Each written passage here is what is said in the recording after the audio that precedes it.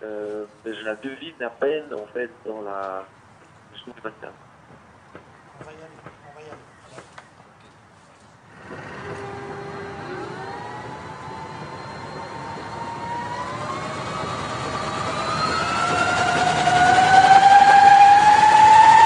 And here we go already.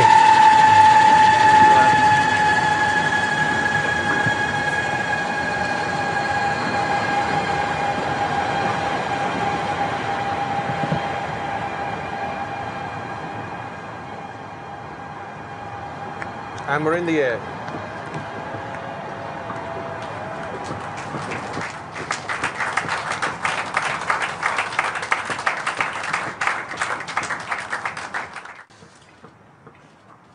Yes.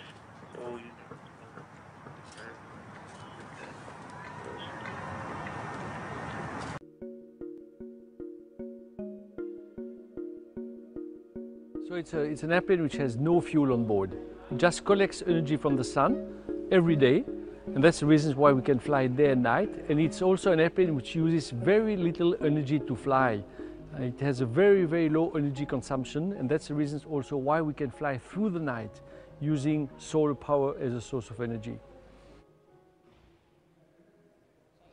So the wingspan of Solar Impulse 2 is the wingspan of the largest 747. So one of the greatest or the biggest transport airplane. Why? Because with this size we get more lift and less drag. I mean, we get more benefit and less losses.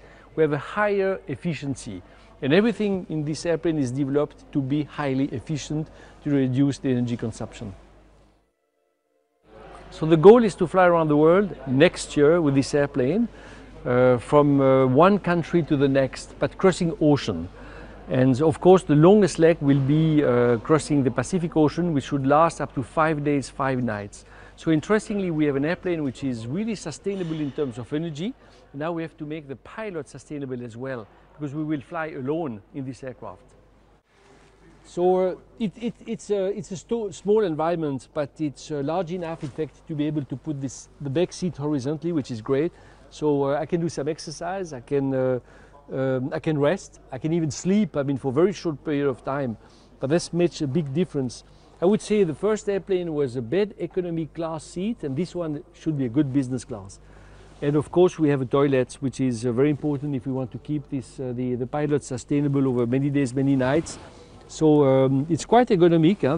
That's a hole we did here in the seat, and we have a plastic bag, and we change the plastic bag obviously every day, keeping all this stuff in the airplane. It's very special to fly an airplane like Solar Impulse, because you can take off with empty batteries in the morning. You can fly the entire day, climb to 9,000 meters, which is the altitude of the airliners, at the same time fill up completely the batteries. So in the evening you have the choice either to land and you can give this energy to the grid, or to fly through the night. And that's also, of course, very special. So I'm not sure how I will feel when I land after crossing the ocean, but I think I know how I will feel before starting crossing this ocean, because that's what I'm thinking about since now many years. So a lot of emotions, but also a big responsibility, because it's a huge team, many partners, and you know, when you sit in this airplane, you know that everybody is watching you. So responsibility will be great. A record-breaking attempt to fly around the world in a solar-powered plane has got underway from Abu Dhabi.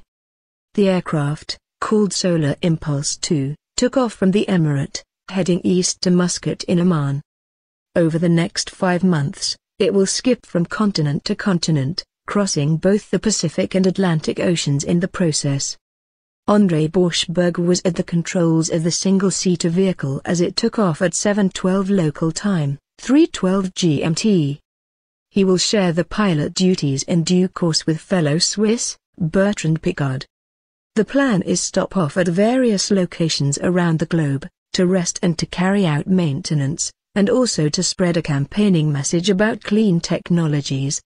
Before taking off, Borschberg told BBC News, "I am confident we have a very special aeroplane, and it will have to be to get us across the big oceans. We may have to fly for 5 days and 5 nights to do that, and it will be a challenge. But we have the next 2 months, as we fly the legs to China, to train and prepare ourselves. Monday's leg to Oman will cover about 400 kilometers and take an estimated 12 hours. Details of the journey are being relayed on the internet. It's a deep breath moment in the history of technology as solar impulse soars to the skies. Because, pinch yourself, solar power is predicted to become the dominant source of electricity globally by 2050. The price of solar electric panels fell 70% in recent years and costs are expected to halve again this decade. And Deutsche Bank forecasts that, based on current fossil fuel prices, solar will produce power as cheaply as gas in 2/3 of the world before 2020. In the UK, the solar industry thinks it can compete with wind within 18 months and with gas in the near future. In the USA, solar jobs already outnumber coal jobs. The solar revolution was sparked by government subsidies, which attracted venture capitalists to fund innovation and created a huge market that Chinese manufacturers are battling to exploit. The solar boom is a huge help in the battle against climate change, but scientists warn it's not nearly enough. And we must find ways of storing that mighty but capricious power, and making it work with the grid. Lightweight plane. The Solar Impulse project has already set a number of world records for solar-powered flight, including making a high-profile transit of the US in 2013. But the round-the-world venture is altogether more dramatic and daunting, and has required the construction of an even bigger plane than the prototype, Solar Impulse 1. This new model has a wingspan of 72 meters, which is wider than a 747 jumbo jet. And yet, it weighs only 2.3 tons. Its lightweight will be critical to its success. So, too, will the performance of the 17,000 solar cells that line the top of the wings, and the energy-dense lithium-ion batteries it will use to sustain nighttime flying. Operating through darkness will be particularly important when the men have to cross the Pacific and the Atlantic. The slow speed of their prop-driven plane means these legs will take several days and nights of non-stop flying to complete. Pickard and Borschberg, whoever is at the controls, will have to stay alert for nearly all of the time they are airborne. They will be permitted only catnaps of up to 20 minutes, in the same way a single-handed, round-the-world yachtsman would catch small periods of sleep. They will also have to endure physical discomfort of being confined in a cockpit that measures just 3.8 cubic meters in volume, not a lot bigger than a public telephone box. Flight simulators have helped the pilots to prepare, and each man has developed his own regimen to cope. Borschberg will use yoga to try to stay fresh. Pickard is using self-hypnosis techniques. But my passion also will keep me going, said Pickard. I had this dream 16 years ago of flying around the world without fuel, just on solar power. Now, we're about to do it. The passion is there and I look forward so much to being in the cockpit. The support team is well drilled.